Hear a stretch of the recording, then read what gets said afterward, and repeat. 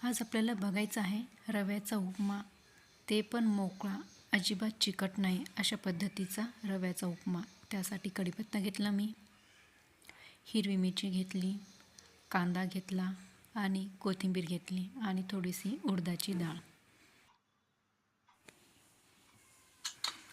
कढईमध्ये तेल घेतलं। आता मी थोडीशी राई टाकते आहे। राई टाकले, थोडेसे जिरे टाकत आहे यामध्ये आणि थोडंसं हिंग टाकत आहे। हिंगाने ना स्मेल खूप छान येते आणि चविष्ट लागतो असा उपमा। हिरव्या मिरच्या टाकून घ्यायच्या आणि आता मी कांदा टाकत आहे।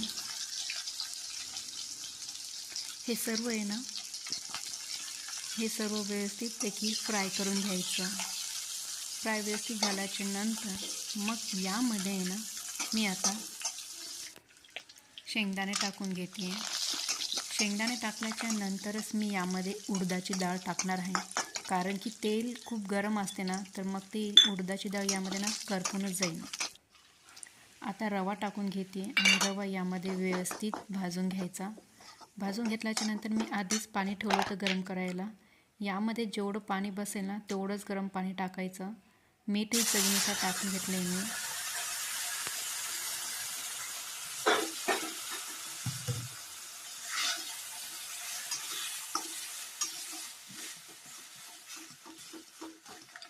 बघा, अशा पद्धतीचा उपमा करा तुम्ही, अजिबात चिकट नाही आणि मोकळा असा उपमा एकदम, ज्यामध्ये ना पाणी जेवढं मी बसतं ना तेवढंच पाणी यामध्ये टाकलेलं आहे। बघा, अजिबात चिकट नाही। बघा, कढईला देखील चिकट नाही होत। कोथिंबीर पण टाकून घेतली मी यामध्ये थोडीशी वरून। बघा आता तुम्ही, व्यवस्थित असा उपमा झाला आहे, अजिबात चिकट नाही। कढईला देखील बघा चिटकलं आहे का? अजिबात चिटकलेला नाही आहे। मोकळा असा उपमा तुम्ही एकदा नक्कीच ट्राय करून बघा।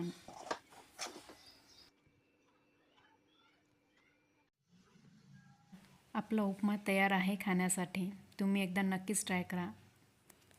अजिबात चिकट नाही असा उपमा मोकळा। आवडल्यास लाईक आणि सबस्क्राईब करायला विसरू नका।